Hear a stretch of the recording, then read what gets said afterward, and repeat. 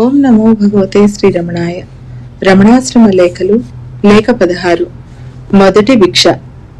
తేదీ 30/12/1945. మొన్న ఒకనాటి మధ్యాహ్నం ఇష్టాగోష్ఠిలో భగవాన్ తాము ఈ ఊరు వచ్చిన మొదటి రోజుల్లో సమాచారం జ్ఞప్తికి వచ్చి ఇలా సెలవిచ్చారు. గోపుర సుబ్రహ్మణ్యేశ్వర దేవాలయంలో ఒక మౌనస్వామి ఉండేవారు. నేను వేయికాళ్ల మండపంలో తిరుగుతూ ఉంటే మరొకరితో కలిసి వారు నా వద్దకు వచ్చారు. ఆయన మౌనస్వామి, నేను మౌనస్వామినే కదా. ఒకరితో ఒకరు మాటాలేదు, మంచి లేదు. మధ్యాహ్నమైంది. పాపం ఆయన నన్ను చూసి, ఈ కుర్రవాడెవరో చాలా డసినట్లున్నాడు, కొంచెం ఆహారం తెచ్చి ఇవ్వండని ఆ వచ్చిన వారితో చెప్పారు. వారు బ్రాహ్మణేతరులని, మలయాళీ అని, పేరు రామస్వామి అని, ఆ అన్నం భిక్షాన్నమేనని తర్వాత తెలిసింది. వారెప్పటికీ వస్తూనే ఉంటారు.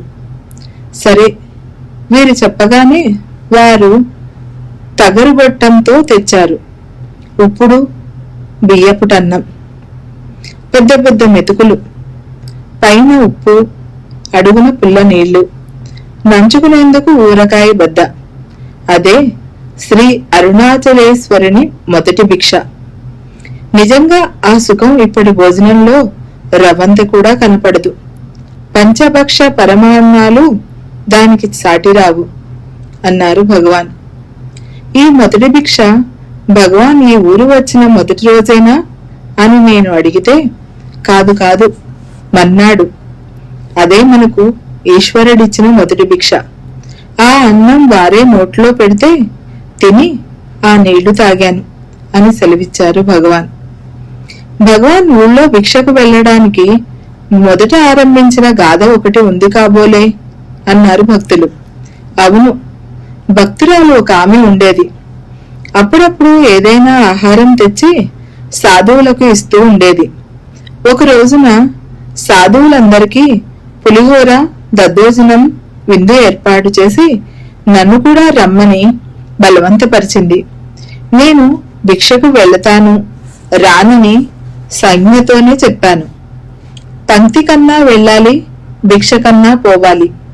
సరే, ఈశ్వరాజ్ఞ అని భిక్షకు బయలుదేరాను. భిక్షకు వెళతానో పస్తులుంటానో అని ఆమెకు సందేహం. నా వెనుకనే ఒక మనిషిని పంపించింది. ఇక తప్పించుకోలేక కోవలకు ఎడమ పక్కనున్న వీధిలో ఒక ఇంటి ముందు నిలిచి చెయ్యి తట్టాను. ఆ ఇంటి ఇల్లాలు చూసి లోగడ నా సమాచారం విని ఉండడం వల్ల గుర్తించి, రా నాయనా రా అని సుష్టుగా భిక్ష పెట్టింది. నాయనా, నా కొడుకొకడు పోయాడు. నిన్ను చూస్తే నా బిడ్డలాగే ఉన్నావు. రోజు ఇలాగే రానాయనా అని చెప్పింది. ఆమె పేరు ముత్తమ్మని తర్వాత తెలిసింది అన్నారు భగవాన్. ఇక సెలవు. నీ సోదరి.